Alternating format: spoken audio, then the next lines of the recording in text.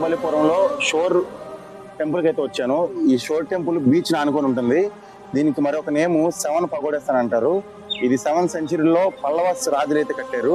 ఇది మొత్తం అంతా నిర్మించింది గ్రానైట్ ఒక రాయితోతే.